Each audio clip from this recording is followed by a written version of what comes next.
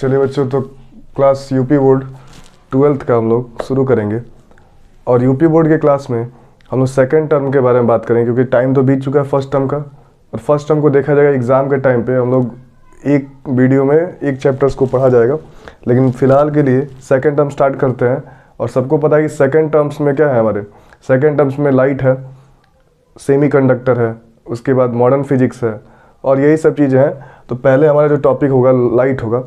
Light में जो reflection वाला पोर्शन है, परावर्तन का जो भाग है, वो क्या हो चुका है, वो हट चुका है। तो केवल हमको पढ़ना है किसके बारे में, अपवर्तन के बारे में, फिर जाके और सारी चीज़ें पढ़नी है जिसके बारे में मैं बताऊंगा। फिलहाल में जो हमारा आज डिस्कशन होगा वो लाइट के बारे में होगा, और लाइट की स्टार्टिंग से कहाँ से स्टार्ट हुआ है, और फिर हम लोग आज थोड़ा सा अपवर्तन के बारे में भी पढ़ेंगे। तो लाइट की शुरुआत अगर आप देखते हैं तो वेदों के समय से हुई है। वेदों के समय से, जब वेदों की रचना की जा रही थी उसी टाइम पे महर्षि कणाद, आपने नाम सुना होगा महर्षि कणाद का। महर्षि कणाद जिसने बताया था कि दुनिया का सबसे छोटा कण क्या होता है, परमाणु होता है। नाम रखा था उन्होंने, दुनिया का सबसे छोटा कण क्या होता है, परमाणु होता है। ये किसने बताया था, महर्षि कणाद ने। उसके बाद उसी वही जो हमारे ऋषि मुनि थे या गणितज्ञ थे, जो उन्होंने ही बताया था कि प्रकाश जो होता है, उन्होंने प्रकाश के बारे में सबसे पहले बताया था कि प्रकाश कण होता है, आज से लगभग 3000 साल पहले। लेकिन वो उसका कोई साक्ष्य नहीं है, क्या बोले थे, कैसे बोले थे। उन्होंने एक बुक था उनका, आप लोग सर्च कर सकते हैं, उस बुक में उन्होंने इसका जिक्र भी किया है और लगभग 35 सूत्र दिए हैं उन्होंने। उसमें बताया कि लाइट कैसे क्या होता है। लेकिन जो लिखित है उसमें सबसे पहली बात आज से लगभग 2100 साल पहले, 2100 साल पहले मतलब ईसा मसीह के जन्म से 100 साल पहले, यूक्लिड नाम के साइंटिस्ट ने ये बताया कि जो लाइट होता है का ओरिजिन कहाँ से, लाइट निकला कहाँ से। ठीक है, तो इन्होंने बताया कि लाइट जो होता है हमारी आंखों से निकलता है और वस्तु की ओर जाता है। किसने, यूक्लिड ने। इन्होंने ये बात बताया, और ये बात हम जानते हैं कि लाइट आंखों से निकलता नहीं है। ये बात कहाँ, ठीक ना, सही तो हो नहीं सकती है। फिर इसके बाद लगभग 200 साल बाद एल्हेजन नाम के वैज्ञानिक है, उन्होंने बोला कि जो लाइट होता है वो प्रदीप्त वस्तुओं से निकलता है। प्रदीप्त वस्तुओं समझते हैं, जैसे बल्ब जल रहा है मेरे ऊपर, ठीक है, सूर्य हो गया, ये सभी क्या है, प्रदीप्त वस्तुएं। प्रदीप्त वस्तुओं से प्रकाश निकलता है और हमारी आंखों की ओर आता है। ये बात कहना था किसका, एल्हेजन नाम के वैज्ञानिक का, आज से लगभग 1900 साल पहले, मतलब यूक्लिड ने जो बोला था उससे 200 साल बाद। ठीक है, इतनी बात जानने के पश्चात हम लोग 1500 साल तक बस इतना ही जानते थे कि जो लाइट होता है वो प्रदीप्त वस्तुओं से निकलता है, हमारी आंखों से नहीं निकलता है। लेकिन जब न्यूटन आए, न्यूटन ने बताया हमको कि लाइट जो होता है किससे बना है, आखिरकार लाइट जो है वो है क्या। ठीक है, तो न्यूटन की पहली बात जो थी, जो मैं बोल रहा हूँ उसका नोट्स आप लोगों को मिल जाएगा। ये जो चैप्टर जैसे समाप्त होगा आपको फ्री ऑफ कास्ट उसका नोट्स मिल जाएगा, ठीक ना। आपको केवल डाउनलोड कर लेना है। तो नोट्स के लिए फिक्र मत कीजिए, एकदम हैंडमेड लिखा हुआ नोट्स मिलेगा, ठीक ना। तो उसके लिए फिक्र नहीं करना है, मैं बोल रहा हूँ उसको ध्यान से सुनिए। तो न्यूटन ने जो बोला कि लाइट जो है वो पार्टिकल है। लाइट क्या है, पार्टिकल है। लाइट छोटे छोटे कणों से मिलकर बना है, ये कहना था न्यूटन का। न्यूटन ने उस पर एक बुक भी लिख दिया, उस बुक में बहुत डिटेल में लिखा है, लेकिन मैं छोटा सा पॉइंट उसमें बताता हूँ कि उन्होंने उस बुक में लिखा है कि जो प्रकाश है वो छोटे छोटे कणों से मिलकर बना है, और उस कणों को उन्होंने एनर्जी के बंडल्स कहे हैं। मतलब इसमें ये क्या, ये जो कण होते हैं वो अपने साथ ऊर्जा लेके चलते हैं। ठीक है, ये बात उन्होंने कहा। इन बातों को बताते समय उन्होंने इसके बारे में और कुछ बताया, और इस कण का नाम रखा उन्होंने, कार्पुसल नाम रखा इस कण का। बाद में उन्होंने बोला कि ये जो कण है कार्पुसल, ये सीधी रेखा में चलते हैं, सीधी रेखा में, एकदम स्ट्रेट लाइन में चलते हैं। स्ट्रेट लाइन में चलने के वजह से ही हमारा क्या बनता है, प्रतिबिंब बनता है। ये कहना था न्यूटन का कि ये जो कार्पुसल कण है वो सीधी रेखा में चलता है, और इसी की वजह से हमारा क्या बनता है, प्रतिबिंब बनता है। ये बोला था। फिर उसके बाद न्यूटन ने बोला था ये बात, और उसके बाद न्यूटन बताए कि ब्रह्मांड में अलग अलग कलर्स होते हैं। इसका वजह उन्होंने बोला कि प्रकाश के अलग अलग साइज होते हैं। एक मिनट, इसका कारण उन्होंने क्या बताया, उन्होंने बोला कि प्रकाश के कणों का आकार अलग अलग होता है, इसीलिए नेचर में अलग अलग क्या है, रंग है। ये बात न्यूटन ने बताया था, ठीक है। इस बात को बताने के बाद उन्होंने 2-3 बातें बताई, ये बात बताया। फिर इन्होंने बताया कि जो कण है इसकी स्पीड बहुत ज़्यादा है, बहुत ज़्यादा। इन कणों का जो मास है वो बहुत कम है, जो इनका द्रव्यमान है वो बहुत कम है। इनका ये भी कहना था कि ये कण जो होते हैं सघन माध्यम है। आप लोग 10th में पढ़ चुके होंगे सघन विरल के बारे में, नहीं भी पढ़े तो आगे हमको पढ़ना है। फिलहाल में जानिए सघन मतलब घना, मतलब एक्चुअली में घना और क्या होता है ये अलग हम पढ़ेंगे इसको, लेकिन सघन में फिलहाल घना। इनका कहना था कि सघन माध्यम में प्रकाश की चाल क्या होती है, ज़्यादा होती है, और विरल माध्यम में प्रकाश की चाल कम होती है। ये सब इनकी बातें थी। इनकी बात जब हो रही थी लगभग 16वीं सेंचुरी की बात है, 1629 के करीब की बात है। इस समय हाइजन नाम के एक साइंटिस्ट, हाइगेंस नाम के एक वैज्ञानिक थे, और वो उतने पॉपुलर नहीं थे क्योंकि न्यूटन का नाम आप सुने होंगे, लेकिन हाइगेंस का नाम पहली बार सुन रहे होंगे। ठीक है, तो हाइगेंस भी उस समय पॉपुलर नहीं थे, और उनका कहना था कि लाइट जो है वो एनर्जी है। लाइट क्या है, एनर्जी है। अब इन दोनों में बहस चला, लाइट एनर्जी है कि पार्टिकल है, कण है। तो हाइगेंस ने बताया कि लाइट जो होता है वो एनर्जी की तरह चलता है, जैसे एनर्जी चलता है वैसे लाइट चलता है। और न्यूटन बोल रहे थे कि लाइट क्या है, कण है। दोनों में बहस हुआ। न्यूटन कहते थे कि अगर लाइट क्या है, एनर्जी है, तो लाइट एनर्जी है, तो उनकी जो हाइजन थे वो कहते थे कि लाइट अगर एनर्जी है तो लाइट किस तरह की एनर्जी है, तो वो बोले कि यांत्रिक ऊर्जा है। लाइट क्या है, यांत्रिक ऊर्जा है। यांत्रिक ऊर्जाओं को चलने के लिए माध्यम की आवश्यकता होती है, तो इस प्रकार से लाइट को भी चलने के लिए माध्यम की आवश्यकता होगी। लेकिन हम देखते हैं कि सूर्य से पृथ्वी के बीच में कोई माध्यम तो है नहीं। अगर कोई माध्यम नहीं है तो वहाँ से लाइट कैसे आ जाता है। अब ये बात आता है, अब इस बात को वो एक्सप्लेन नहीं कर पाए, और उन्होंने एक तरीका निकाल दिया अपने बात को सही साबित करने के लिए। उन्होंने बोला कि पूरे ब्रह्मांड में ईथर नाम का एक माध्यम है। क्या नाम का, ईथर नाम का एक माध्यम है। उस माध्यम की वजह से ही लाइट हमारे अर्थ तक आता है, पहली बात। दूसरी बात कि न्यूटन ने और भी क्वेश्चंस पूछे, जैसे न्यूटन ने बोला कि जो साउंड एनर्जी है वो भी एक तरह की मैकेनिकल एनर्जी है, और साउंड एनर्जी मुड़ती है तो वैसे ही लाइट एनर्जी को भी मुड़ना चाहिए। जैसे हम लोग अभी बोल रहा हूँ मैं, तो मेरे रूम के बाहर अगर रूम चारों तरफ से बंद है फिर भी आवाज़ मुड़ के खिड़की से या दरवाजे से निकल जाएगी, क्योंकि लाइट बैंड होता है, साउंड बैंड होता है, लेकिन लाइट बैंड नहीं होता है। तो ये बात हुआ। तो इन सब बातों को देखते हुए हाइजन की बात गलत हो रही थी, और हाइजन की बात गलत हो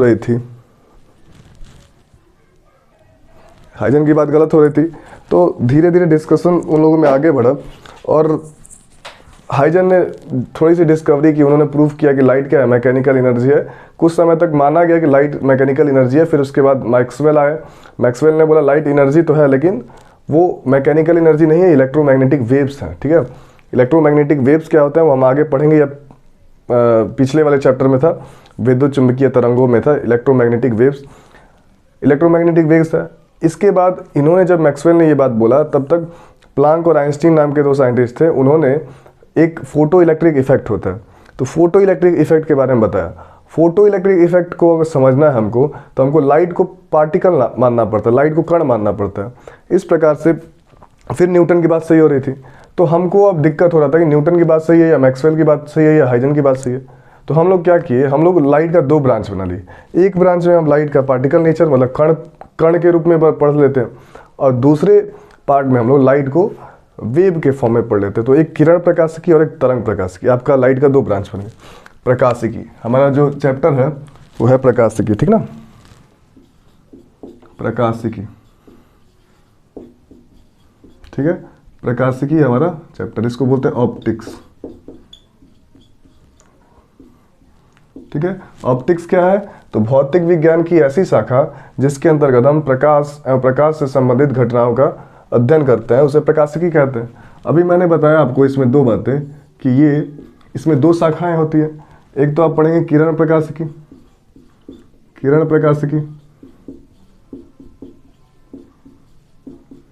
ये पढ़ना है आपको, और दूसरा आपको पढ़ना है तरंग प्रकाशिकी।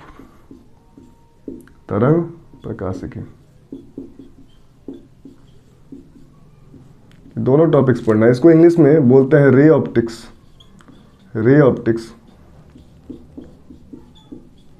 और इसको बोलते हैं वेव ऑप्टिक्स। जो भी मैं अभी आपको बताया हूँ वो सभी आपको लिखा हुआ मिल जाएगा, तो उसके लिए टेंशन नहीं करना, खोजना वोजना नहीं है, केवल सुन के और उसके बाद नोट्स को डाउनलोड कर लेना है। वेव ऑप्टिक्स, ये हमारा रे ऑप्टिक्स और ये हमारा वेव ऑप्टिक्स। ठीक है, रे ऑप्टिक्स और वेव ऑप्टिक्स। मतलब हम बोल सकते हैं कि प्रकाशिकी की वह शाखा जिसके अंतर्गत हम प्रकाश की कण प्रकृति का अध्ययन करते हैं उसे क्या कहते हैं, उसे हम लोग बोलते हैं रे ऑप्टिक्स। हम क्या बोल सकते हैं, कण प्रकृति, कण प्रकृति का अध्ययन करते हैं उसे हम बोलते हैं रे ऑप्टिक्स। और प्रकाश की वह शाखा जिसके अंतर्गत हम प्रकाश के तरंग प्रकृति का अध्ययन करते हैं उसे तरंग प्रकाशिकी कहते हैं। ठीक है, अब आप जानते हैं कि इसके बारे में किसने बताया था, कण प्रकाशिकी के बारे में न्यूटन ने बताया था, और तरंग प्रकाशिकी के बारे में आइंस्टीन ने बताया था। इतनी बात अगर आपको समझ में आ गई तो आप एक बात जान जाइए कि ये जो है किरण प्रकाशिकी आपने क्लास 10th में पढ़ चुका है, परावर्तन पढ़ा है, अपवर्तन पढ़ा है, लेकिन फिर भी हमको जो क्लास 12th में पढ़ना है वो पढ़ेंगे हम लोग।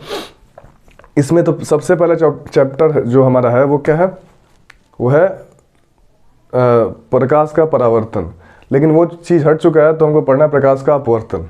ठीक है, प्रकाश का परावर्तन अपवर्तन पढ़ने से पहले हमको थोड़ा सा इसके बारे में और जान लेते हैं कि अगर हम प्रकाश को कण मानते हैं, प्रकाश को क्या मानते हैं, कण, अगर प्रकाश को कण मानते हैं तो हम केवल इसके दो बिहेवियर, मतलब इसके दो प्रभाव को व्यक्त कर सकते हैं। एक तो परावर्तन को व्यक्त कर सकते हैं, एक्सप्लेन कर सकते हैं, और एक होता है अपवर्तन को।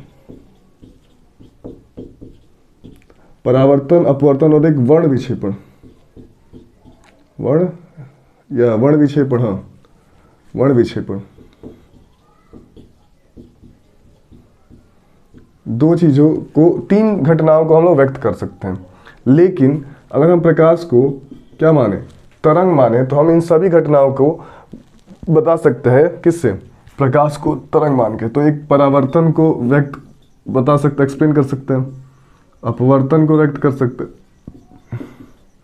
ठीक है, इसके बाद आप लोग और भी देखेंगे तो एक होता है विवर्तन, ठीक है, ध्रुवण, ध्रुवण सिलेबस से हट चुका है। तो ये सभी चीज़ों को हम लोग एक्सप्लेन कर सकते हैं। जैसे परावर्तन आप जानते हैं, प्रकाश का किसी तरह से टकराकर उसी माध्यम में दूसरे दिशा में लौट जाने की घटना को प्रकाश का परावर्तन कहते हैं। वैसे अपवर्तन भी होता है। तो ये अगर कण मानते हैं तो केवल हम प्रकाश को अगर हम कण मानते हैं तो केवल तीन प्रकृति को हम लोग एक्सप्लेन कर सकते हैं, तीन नेचर को एक्सप्लेन कर सकते हैं, तीन घटनाओं को समझा सकते हैं। लेकिन अगर हम प्रकाश को तरंग मानते हैं तो हम सभी घटनाओं को समझ सकते हैं। तो हम लोग वो चीज़ पढ़ चुके हैं। ठीक है, कुछ देर बाद हम लोग को अभी पढ़ना है किसके बारे में, इसके बारे में। लेकिन अभी हम लोग चलेंगे अपवर्तन पे, ठीक ना, अपवर्तन में चलेंगे, देखते हैं क्या है अपवर्तन। इतनी बातें समझ में आ गई। परावर्तन के बारे में आपका सिलेबस से हट चुका है, तो अपवर्तन पे चलेंगे। अपवर्तन पे चलने से पहले हमको दो तीन चीज़ें देखना है। एक तो प्रकाश की परिभाषा, प्रकाश की परिभाषा, लाइट का डेफिनेशन, क्या होता है प्रकाश। तो प्रकाश की परिभाषा आप लोग सिंपली बोल सकते हैं कि क्या होता है, यह एक प्रकार की विद्युत चुंबकीय तरंगे हैं। क्या है, यह एक प्रकार की विद्युत चुंबकीय तरंगे हैं, विद्युत चुंबकीय तरंगे हैं, जो हमारे दृष्टि ज्ञान को क्या करती हैं, जो दृष्टि ज्ञान को जागृत करती हैं, जो दृष्टि ज्ञान को, डेफिनेशन लिखा हुआ मिल जाएगा, टेंशन नहीं लेना है, को जागृत करती हैं, जागृत करती हैं।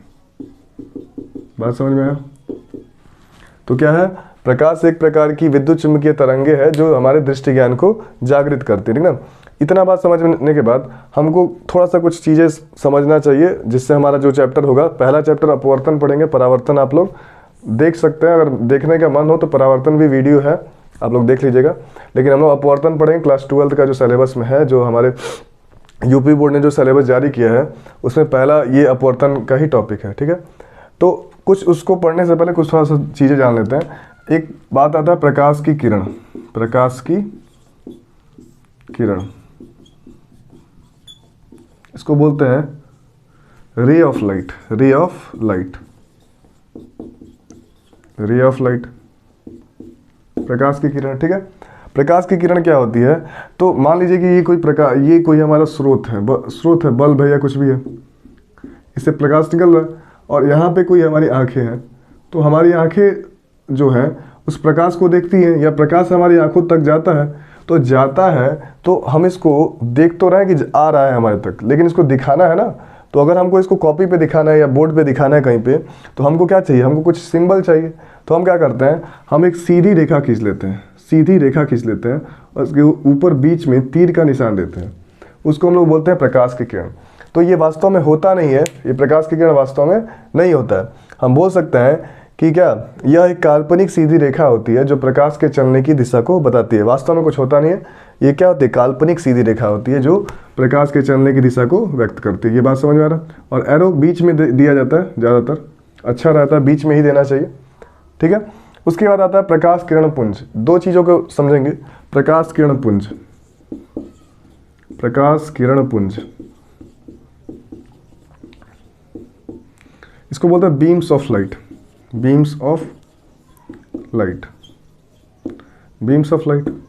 ये क्या होता है, तो प्रकाश किरणों के समूह को, क्या, प्रकाश किरणों के समूह को, अगर मैं बहुत सारी प्रकाश की किरणें ले लूं तो उसको बोलते हैं बीम्स ऑफ लाइट या प्रकाश किरण पुंज। मतलब बहुत सारी प्रकाश की किरणें हो जाए हमारे पास तो उसको क्या बोलेंगे, प्रकाश किरण पुंज। अब एक बात आता है कि ज़रूरत के हिसाब से, जैसे हमारी रिक्वायरमेंट है, अगर मुझको जिस तरह का प्रकाश चाहिए उस रिक्वायरमेंट के हिसाब से प्रकाश किरण पुंज 2-3 टाइप का होता है, मतलब 3 टाइप का होता है, जो आप लोग सुने भी होंगे, पढ़े भी हैं, ठीक है।